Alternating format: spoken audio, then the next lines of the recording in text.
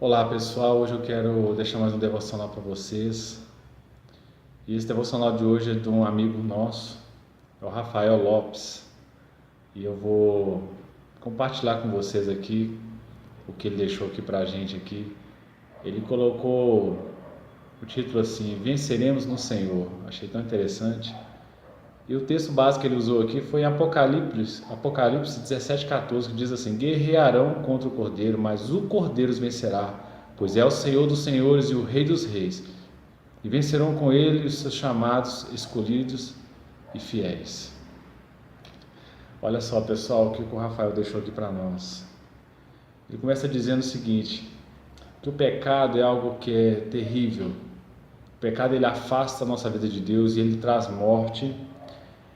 E ele não é só para nós, para a humanidade hoje. Ao longo da história a gente pode ver que o pecado ele foi a causa de nações inteiras serem destruídas.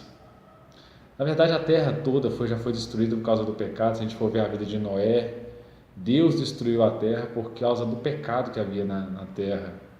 E aí a gente vê cidades inteiras sendo destruídas como Sodoma e Gomorra por causa do pecado.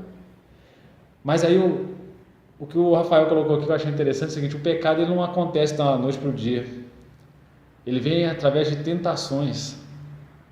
A primeira pessoa ela é tentada a pecar, que é o intento, né?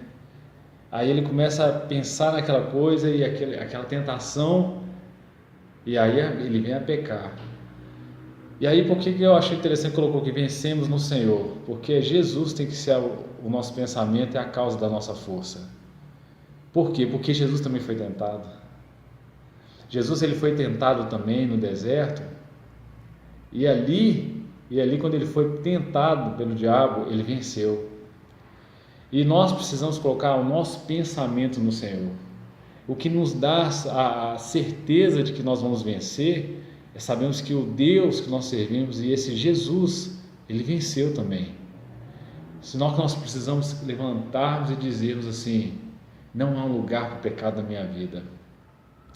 E aí eu vou ler o finalzinho que ele colocou assim: ó, Cristo deve ser o centro das nossas aflições e pensamentos.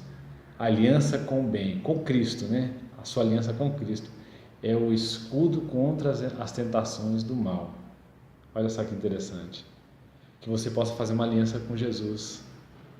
Então, às vezes você fala assim: mas o pecado tem força contra a minha vida, eu não consigo. Eu também não consigo. O que me dá força é a minha aliança com Jesus. Faça aliança com Ele. Faça aliança com Jesus, porque o mesmo Jesus que venceu as tentações e não pecou, é Ele que vai te condicionar também a não pecar. E que Deus te abençoe em nome de Jesus.